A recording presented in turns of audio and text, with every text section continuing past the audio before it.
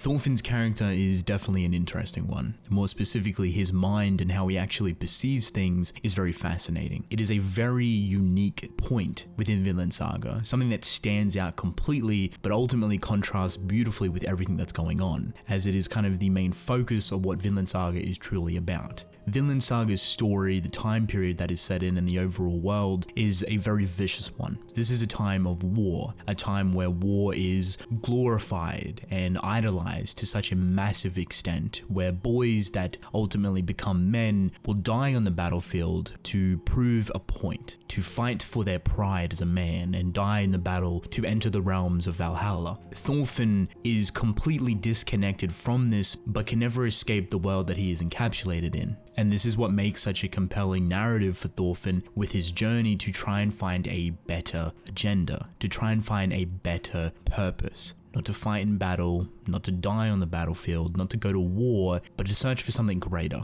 A period where peace and prosperity could potentially be a thing in such a very dark and trivial world. There's a lot of points within Thorfinn's character along the story where he goes through extremely rapid development, but at the core of it, it's something that is very disproportionate to his character's age. What I mean by this is Thorfinn at a very young age is thrown into a world of misery, darkness, and absolute warfare, where his mind cannot actually comprehend everything that is going on. And when it comes to a later point of the story, a lot of the things that Thorfinn learned as a child become very warped and skewed to what he is today in the most recent chapters, as he's coming to learn to find himself and to become some sort of pacifist, searching for a better result and a better answer. Looking back on the decisions that he made, you can definitely tell that the unfortunate circumstances threw him in a world where he was way too young to understand it, and that the decisions he had to make were based purely off emotion, based purely on the concept of surviving, but also based purely on the concept of hatred and revenge. This is all built by a very beautiful foundation of Thorfinn as a child, something that we get to witness. On top of this foundation, we also have a very concrete flagpole. This flagpole would be Thorfinn's father, Thor's, which would instill an ideology into Thorfinn from a very young age to try and get through his head some very important messages and ideologies. Something that Thor's took a very long time to come to terms with and really wanted to try and live a better life. This flagpole in the foundation of Thorfinn would manage to stick around since day one all the way to where he is now 165 chapters later. It would go through some very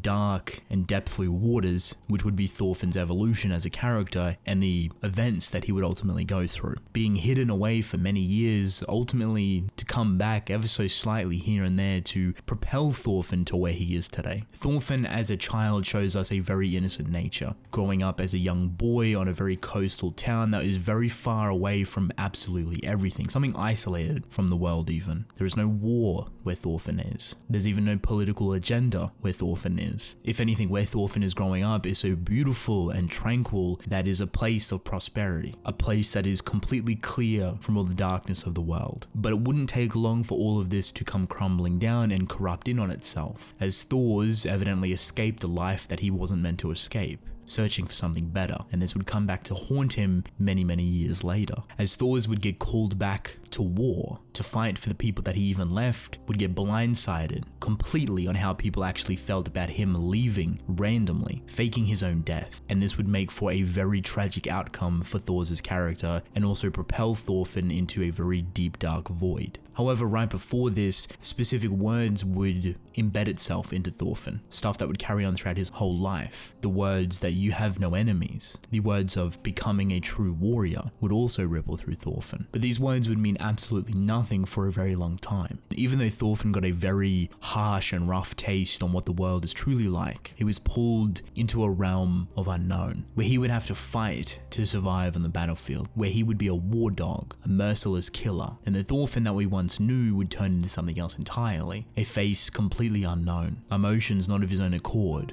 completely somewhat emotionless, and even working under the same person that caused this downfall to begin with, Askeladd. However, the most interesting thing about this time period, even though Thorfinn is going around killing multiple different people and doing all the dirty work for Askeladd, being treated like a stray dog, a couple of things stand out very interestingly. Thor's ideology and the words that he left behind actually have a very big subconscious effect on Thorfinn's character, as even though Thorfinn had so much anger, so much hatred, and so much revenge that he wanted to fulfill by killing Askeladd, the only way that he would allow himself to do it was in a fair fight. Even though he was overburdened by all of these emotions, he still wouldn't kill Askeladd behind his back, wouldn't try to murder him in his sleep, or attack him when he's not expecting it. He wanted to fight him in a fair duel. Unfortunately, all of the attempts that Thorfinn would try to make against Askeladd would be null and void. Nothing would ever come to fruition, and every fight would result in a loss. Askeladd, however, had different plans for Thorfinn. As much as their relationship was very intricate in design and honestly a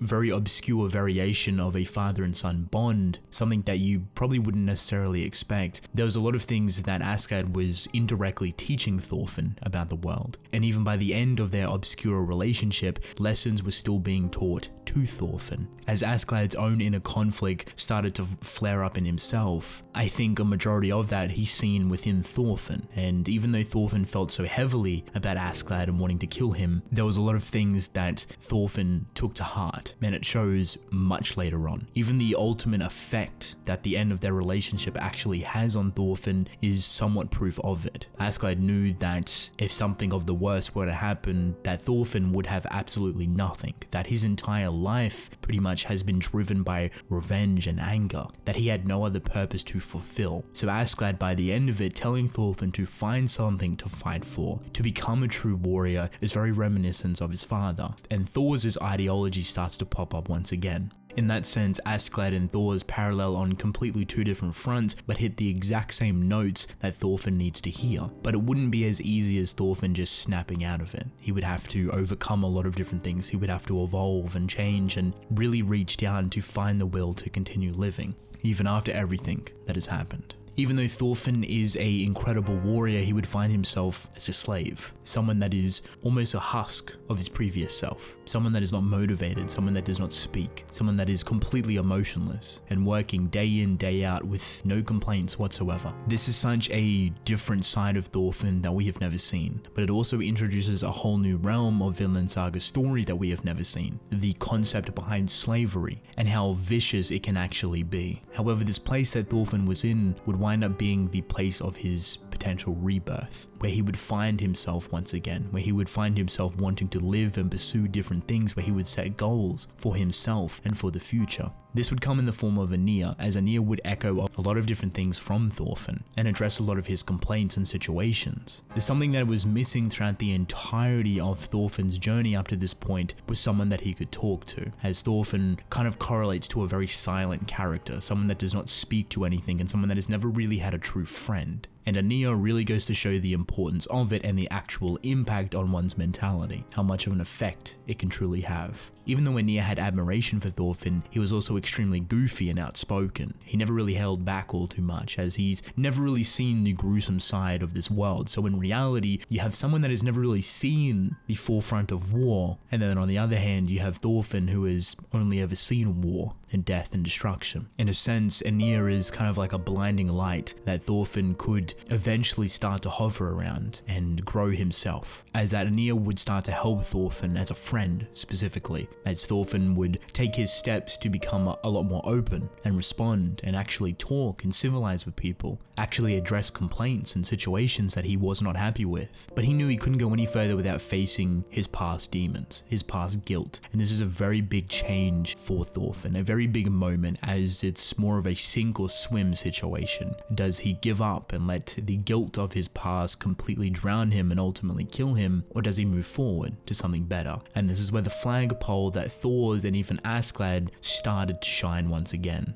The concept of becoming a true warrior, the concept of no enemies. This is something that Thorfinn faces in a metaphorical sense. He sees the underworld, if you will. He sees Askeladd, and at this point he is beyond all broken, but a reforming period takes place where Askeladd shows Thorfinn that this is not the place that he is meant to be, that he is meant for something far more greater, and that if anyone could do it, it could be him, that he could push for greatness far beyond. This support from Askeladd ultimately ultimately saves Thorfinn's life from drowning in a very dark, deep pit that he would most likely never come back from. And from this point, Thorfinn would set some very funny and unrealistic goals at the time, but nonetheless they were goals, something to look forward to, a future in mind, something that Thorfinn has never thought about in his entire life. Thorfinn has never set goals, and this is a very big stepping stone for him. This goes to show that these goals, specifically never killing anyone ever again, and more specifically never hurting anyone ever again, is a very childlike goal. And this goes to show how far Thorfinn was actually pushed into development way too quickly for his age, as the world that Thorfinn ultimately resides in is almost something like he completely forgot, that the war continues on every single day, that people love and cherish the ideals of battle, and it would be ultimately impossible to perceive Thorfinn's future, to go to Vinland and try and start something new and fresh with no war, no slavery, and ultimate freedom. It would be impossible to face this or go on this journey without even hurting a single person, or potentially without even killing anyone. Thorfinn would come to find out that this is much more difficult than he thinks, as he's thrown into both of those situations pretty much straight away. However, this time he's not necessarily fighting for himself. He's not fighting to survive. If anything, he is fighting for his friends. As if it was up for Thorfinn, he would take the beating, which is shown when he actually meets up with Canute and challenges him to try and do better. Thorfinn, that was such a closed off character to the world, turns into someone that is influencing rulers and kings, influencing so many different people with prolific power surrounding him. His ideology is rubbing off onto other different people, and he would fight to protect the people that are close to him, something that he's never really had before. One friend would turn into many friends, where all of his friends would find themselves in very serious situations where Thorfinn would have to come to the justification on hurting people to save them. The way Thorfinn perceives this is almost childlike, but at the same time, the rapid growth is starting to set in. How quickly he comes to decide these things, especially stuff that is extremely new to him, having friends that he wants to protect, and will do anything in his path to keep his friends safe, but at the same time, he's balancing the justification of killing someone for them. A good example of Thorfinn not necessarily being able to control everything is the Yom Vikings, and how that situation, which put Thorfinn in a very massive and high position of power, turned into a lot of people fighting it out, something that was completely out of Thorfinn's control. Even though he set down orders upon everyone not to fight and completely go home and do whatever, all of these Vikings knew how to do was fight, and the words that Thorfinn said to them meant nothing, and they would fight among themselves as their purpose in life would pretty much be gone by a single order. As much as this is something that Thorfinn wants, it's something that doesn't come easily. Indirectly, he caused a massive situation, but at that same point in time, he also found out that it wouldn't be as simple to go to the lengths that he wants to do with challenging rulers and going to Vinland and creating a very free country without eventually finding the justification of hurting people or eventually killing someone. As there will be a point in time where Thorfinn will have to kill someone, whether it be for his own safety or for his friend's safety, as the world that he resides in is a very ruthless place and do not care about the pacifistic nature that Thorfinn has found himself in. It is a very massive learning experience, and where we are currently in the story is only just the beginning of Thorfinn's journey into a better future and finding the right answers and the wrong answers that he wants to take. There's going to be a lot of experimenting, even seeing a lot of the inner rage with some very notorious people that affected his past very heavily. It goes to show how much better Thorfinn can handle his anger, how much he can suppress everything. Even though the pacifist is still there, even though the kind nature is still there, the anger is so embedded into his skin and into his blood that the rage is undeniable, but yet he overcomes it, he subdues it, very similar to Askeladd. And even within these moments, a lot of memories from Askeladd and his teachings flow onto Thorfinn. Even though he may not like it, a lot of things that Askeladd taught him, as well as Thor's, are still there to him to this day, and he's bringing over to the nature of himself on his path to becoming a true warrior, on his journey to creating a place that has no enemies. Thorfinn's mind has gone through a lot of hurdles, and even with 160 odd chapters, it's only just beginning. And I, for one, am very excited to see how much further he truly goes. So with that being said, that is basically it. Let me know how you feel about Thorfinn's character, as well as his mind. I really love to hear your thoughts. But I'm actually going to end the video off here. I hope you guys enjoyed, and I will see you in the next one. Goodbye.